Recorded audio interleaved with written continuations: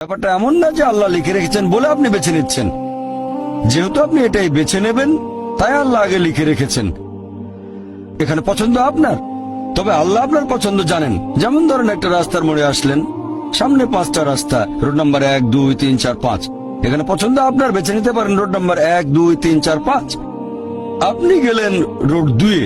এটা আগে থেকেই লেখা আছে আপনার নিয়তিতে যে আপনি যাবেন 2 নম্বর রোডে।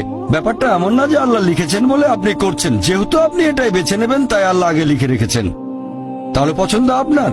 আপনি চাইলে টাকা উপার্জন করতে পারেন ভালো কাজের মাধ্যমে, হালাল উপায়ে, অথবা পারেন চুরি করে হারাম উপায়ে। পছন্দ আপনার। ধরেন চুরি করলেন, এটা আপনার সিদ্ধান্ত। তবে আল্লাহ আগে থেকে জানেন যে এই লোকটা সহজে টাকা পেতে চায়, তাই চুরি করবে। তাই আল্লাহ আগে লিখে রেখেছেন যে এই লোকটা 25 বছর বয়সে চুরি করবে।